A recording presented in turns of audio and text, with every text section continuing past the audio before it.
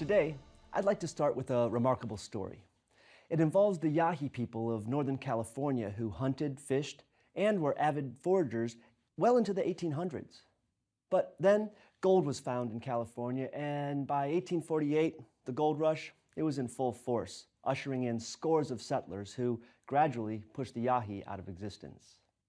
You see, prospecting settlers, they killed off most of the Yahi, and those who escaped, well, they hid in the mountains, living as their ancestors did. And they did that for over 4 decades. Kind of like the Dogon cliff dwellers of Mali. They withdrew to preserve their way of life in the face of, well, external forces. And within decades, the Yahi had been reduced to, well, fewer than a half a dozen people. And it all came to an end when a group of engineers discovered their hidden camp. You see, these men, they took as souvenirs all the Yahi tools, weapons, and cooking equipment. So, alone, and without the tools he needed to survive, one of the last remaining members of the Yahi came out of the woods on August 29th, 1911. And after several years of fending for himself in the mountains, this man, somewhere in his 40s or 50s, well, he had reached his limit. Destitute, hungry, and exhausted, he showed up at a slaughterhouse in Oroville, California, where he was quickly apprehended and jailed by the local sheriff. The sheriff, he felt he had no other place to put this disheveled man. I mean, after all, the prevalence of cultural evolutionism, it influenced how this sheriff understood this remarkable survivor of a hunter-gatherer people. To the sheriff, the man was a primitive, or perhaps a barbarian at best, a human that was less evolved and ill-fit for the so-called civilized world. So he did not pass go, he proceeded directly to jail. Meanwhile, some 140 miles south, news of this wild man from the woods, it reached an anthropologist named Alfred Kroeber. And Kroeber was a cultural relativist trained by Franz Boas, whom we met in our last lecture. And like his teacher, Kroeber, he railed against grand evolutionary schemes that rank people on the scale from savage to civilized. A Native American specialist whose career was largely focused on collecting and documenting disappearing Native cultures, Kroeber, he sprang right into action. He brought the last Yahi back to UC Berkeley, where he'd set up a formidable department of anthropology. And long story short, Kroeber named the man Ishi, which translates as, well, man in Yahi. You see, Ishi, he reported that his cultural tradition, it prohibits people from speaking their own name. So without family or friends, there was nobody left on earth who could say his actual name. Like the Yahi people themselves, Ishi's true name, it's forever gone. And that's what motivated Kroeber. He, like Lewis Henry Morgan in our previous lecture, was a salvage anthropologist. They were both determined to document and preserve Native American knowledge and cultural traditions before they disappeared forever. Ishi lived in an apartment at the UC Berkeley Museum of Anthropology, where he taught thousands of visitors about his life and culture. The experiences he related served as the basis for the 1992 movie, The Last of His Tribe, which stars Jon Voight as Kroeber. And as one of Boas's first PhD students, Kroeber provides a terrific example of how, as an apprenticeship discipline, we anthropologists build upon the work of our teachers. So today, we're continuing the story we started before. We saw how Boas and Bronislaw Malinowski used their scientific approach to usher in an era of cultural relativity. And it was nothing short of revolutionary to move from the dominance of racially charged cultural evolutionism to cultural relativity. But what happens after that? Well, when new generations of students in the Boas and Malinowski traditions make their mark on anthropology, how does that change our understanding of culture? So our task today is to see how new generations build on the foundations laid by Boas and Malinowski. And secondly, as we trace their intellectual lineage, let's see what these new thinkers can teach us about doing ethnographic field research. Here's the plan. First, we'll visit with Alfred Kroeber and with 20th century novelist Zora Neale Hurston, who were both heavily influenced by Boas. And then we'll head to Africa to see 2 of Malinowski's stars. Finally, we'll wrap things up and see the emergence of an entirely new approach to studying culture, something that will challenge the very premise of anthropology and everything we know about culture. First, Alfred Kroeber. Now, Kroeber, he was in his senior year when Franz Boas arrived at Columbia as its first professor of anthropology. And Kroeber's first intellectual curiosities, they focused on literature and languages, which is what opened the door to his career as an anthropologist. One of Boas's most popular courses, Native American Languages, well, that attracted Kroeber's attention, and it eventually led to an anthropological adventure and 2 years of field research amongst the Arapaho. He earned his PhD in 1901 on Arapaho symbolism, and the Boasian influence, it's clear. First of all, Kroeber, he was an empiricist with a capital E. He embraced the idea that anthropological research should be rooted in a scientific method. Additionally, he carried the torch of cultural relativity and taught by example when it came to cultural immersion, or what we also refer to as ethnographic research and participant observation. Now, this method allows us to see and corporally experience the daily lives of our study communities. And one of Kroeber's most enduring accomplishments is the creation of the flagship anthropology program at UC Berkeley, the same exact year that he graduates, in 1901. Now, his pioneering stewardship of West Coast anthropology, it quickly garnered the attention of major donors like the Hearst family, and in 1909, he was named director of Berkeley's Museum of Anthropology, and that's a position he held until, well, 1947. But for me, one of Kroeber's best accomplishments was his proclamation that anthropology had accomplished his teacher's goal. The Boas vision that one day people would understand culture in a way that unified us as one human race, rather than savages, barbarians, and sophisticates. Here he is in his own words. The most significant accomplishment of anthropology in the first half of the 20th century has been the extension and clarification of the concept of culture. The outstanding consequence of this conceptual extension has been the toppling of the doctrine of racism. He continues, "We have learned that social achievements and superiorities rest overwhelmingly on cultural condition." Now, Kroeber is one of many Boas superstars, and he's certainly one of my favorites. But my absolute favorite was the brilliant novelist Zora Neale Hurston. And as an African American in the early 20th century, Hurston defied prevailing racial and gender conventions as a student of anthropology at Columbia University. She talked about anthropology as cultural exploration and vindication. So let's look closer at her research to see what that really means. Hurston collected folklore, and that's what connected her to Boas. You see, Boas had a keen interest in researching folklore as a window into cultural diffusion and assimilation. Like geneticists might use DNA to trace the spread of humankind, Boas used folklore to trace the spread of culture. And he relished folklore students like Hurston. You see, growing up in Eatonville, Florida, just a couple decades after the Civil War, Hurston grew up listening to the great stories and oral traditions that graced local porches and gatherings. And as someone with direct connections to Southern communities like Eatonville, Hurston was much more likely to gain the trust of her study communities than Boas. And when Hurston collected folklore, she was brilliant. She investigated the cultural diffusion aspect of folklore in the Boas tradition, but she did something else. She did something that Boas really never got into. Hurston, a keen student of culture, she added an interpretivist approach to the anthropology of folklore. You see, Boas wasn't so keen on ideas you can't test and correct. He was an empiricist at the core. But Hurston not only documented and mapped out the folklore of the American South and the Caribbean. Hurston's new approach, it produced two new and invaluable insights into the anthropological potential of interpretivist approaches to folklore. Specifically, she noted that once we enter the realm of interpreting and deconstructing folklore, well, we open a fascinating window into culture, one we've never seen before. Moreover, she noted that otherwise muted voices of, say, female perspectives and voices in the historical and anthropological record, well, they're suddenly rendered visible through this thing called folklore. Bigger yet, she characterized folklore as an adaptive strategy. Remember that term? In anthropology, we tend to use it synonymously with modes of production.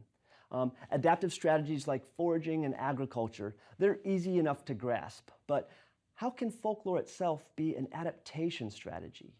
How does a folktale, for example, help someone survive from day to day? Well, let's visit a childhood classic, a folktale you probably heard growing up, Brer Rabbit. Now, Brer Rabbit, he was a clever little guy who was featured in a number of tales. Right? Brer was short for brother. There was Brer Rabbit, Brer Bear, Brer, all kinds of animals. So one day, Brer Rabbit was coming home from a long day of gathering clover for his family, and he was just around the corner and ready to greet his family when, out of the blue, bang, Brother Bear, he jumps from behind a tree and he grabs poor Brother Rabbit by the neck, right? He was a downright mean old bully of a bear, and he swung Brother Rabbit around and around and around, getting ready to serve this guy up his dinner. And spinning around, Brother Rabbit knew his fate was sealed. But then he had an idea. He spoke up. Please, please, please, I don't mind this spinning. I don't even mind being your dinner. I accept my fate. Brother Bear, please, please, please, whatever you do, just don't throw me into that nasty briar patch over there. Well, Brother Bear was indeed a cruel bully bear. And when he heard his victim screaming about that nasty, thorny briar patch, he did what all bullies would do, and he threw Brother Rabbit right into the thick of it. Crash! But wait, what's a briar patch to a rabbit? That briar patch is home. It's not torture for a rabbit. And you know what? It's a darn good one, since Brother Bear's big, clumsy paws can't get through those nasty thorns.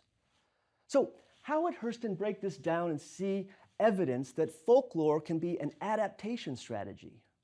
Well, first of all, Brer Rabbit tales, the Briar Patch and others, they always had the same trope that served as a thinly veiled lesson on how the powerlessness of slavery can be overcome, not with physical force and brawn, but with cunning and smarts. And if I was raising children as a slave in, say, the 18th century, I can imagine telling kids some new version of this story every single night. I mean, despite all they'll be up against, I'd want them to see hope, and a hope they can cultivate by being as witty and as quick as Brother Rabbit. This tale, it shows us how to carry on, even though we face the monstrosity of the slave system. So, with this interpretivist analysis of folklore as an adaptation strategy, what makes Hurston an anthropologist? Well, for one, she trained with Boaz, and she did anthropology field research, and she did it in Florida and in Haiti. But that said, she wasn't so conventional when it came time to writing books about her observation, right? She wrote a few classics packed with great folklore scholarship, but she gained more fame than her mentor as one of the most acclaimed American novelists of the 20th century.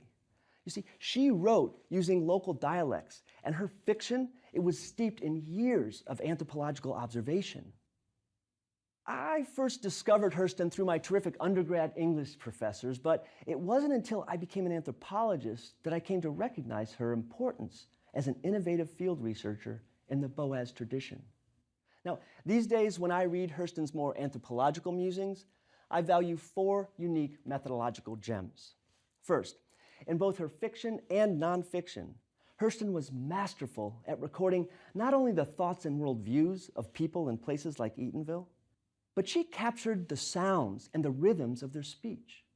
And hearing authentic voices as you page through books like Their Eyes Were Watching God, it transports you deep, deep into Hurston's worlds. So if anthropologists are responsible, among other things, for helping the reader see the world through someone else's soul, then Hurston, she's an anthropologist par excellence. In addition to her linguistic prowess and imagery, Hurston's example taught me to be relentless in working out ways to gain the trust and partnership of your research community. Heck, I mean, when she first arrived on site, she kind of regretted her initial choices. First, She wore this fancy dress from Woolworth, and she arrived driving herself in a really nice car. You know, the locals, they couldn't figure out if she was a cop or some other snoop, right? But eventually, she finally gained their initial trust by telling people she was a bootlegger. So when I read her methodological reflections here, I took note. Now, coming into my host village in Mali with, say, a satellite phone, computers, and maybe even drones with video cameras, that will only distance me from those I came to live with. And as ethnographic field researchers, our job is to do the exact opposite. We're out to reduce the distance between us. All right, so one last lesson I gleaned from Hurston was that creative approaches to data collection are not only fun for the anthropologist, but they're fun for our informants too. And trust me, that really impacts the quality of the data that you collect. So here's a great example. She's sent down to Florida, right, to collect folk tales and oral traditions. And when she starts asking folks to share folk stories and these tales, people, they really didn't want to talk with her. So to get these people talking, Hurston organized a big lies contest because she found out that locals enjoyed throwing around these so-called big lies. So suddenly, with this contest, her informants, they opened up. They told stories about people they knew who were so small that when it rained, they never got wet because they could walk between the raindrops. And if you didn't know somebody that small, you might brag about knowing a guy so ugly that after he took a swim, they had to skim that ugly from the river for over a week. Now, you get the picture.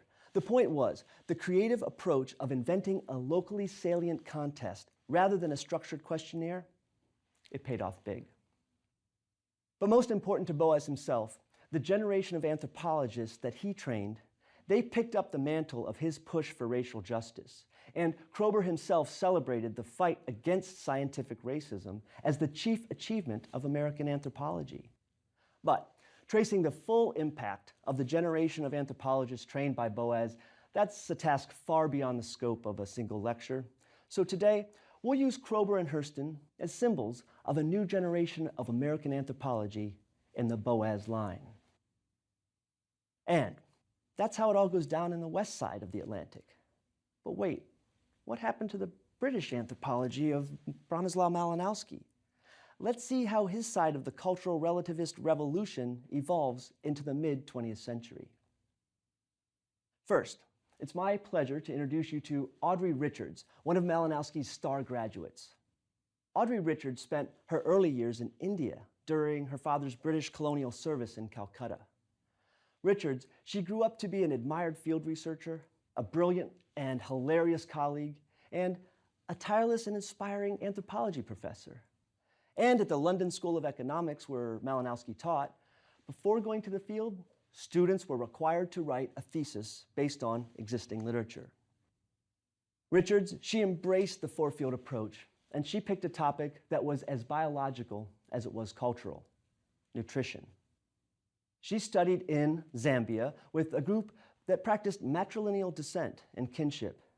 In her proposal, Richards set out to, quote, make an intensive study of the social institutions, customs, and beliefs of the Bemba tribe, with specific reference to the part played by women in tribal and economic life, the nature and importance of the family system and the marriage contract, and problems connected with the rearing and education of children. Richards, without precedent, is essentially planting a seed that eventually grows into a specialization called medical anthropology. So let's visit her in one of her favorite places, the field. And as her train departs on the long journey towards Africa, Audrey Richards unwraps a farewell gift of colored pencils from her mentor, Bronislaw Malinowski.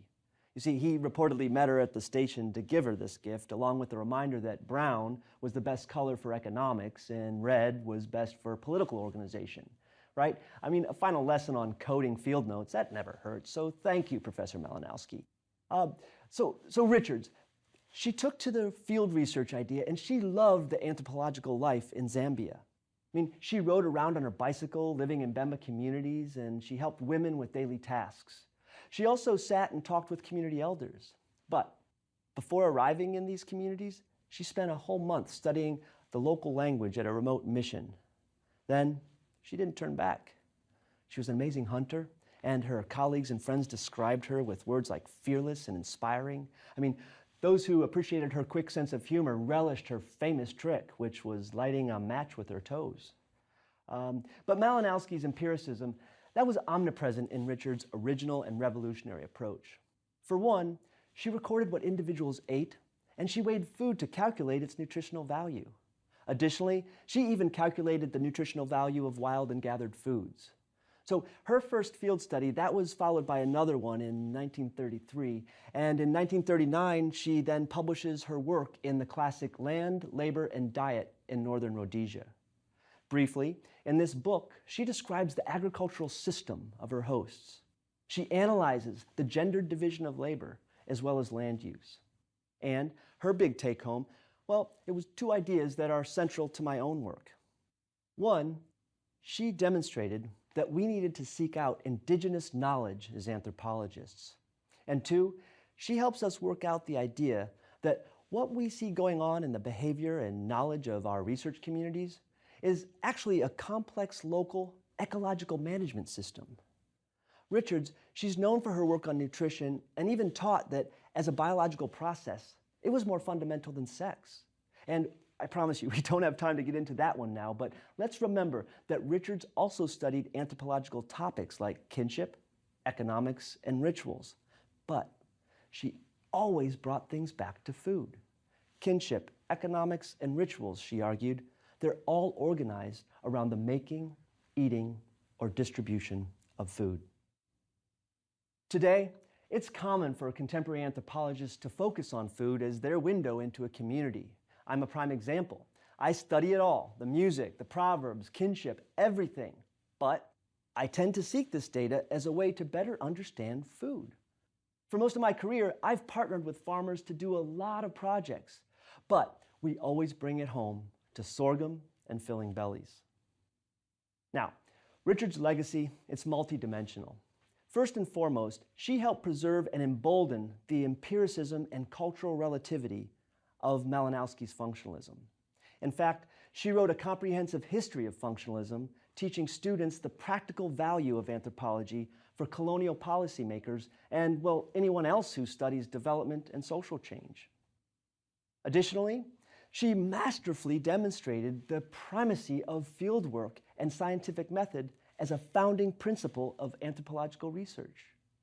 And in so doing, by example and as a teacher, Professor Richards trained dozens and dozens of adoring students who she referred to as her butterflies and lambs. And in the words of Malinowski himself, Richards' work was pioneering and scientific, and it opened a new field of medical or nutritional anthropology.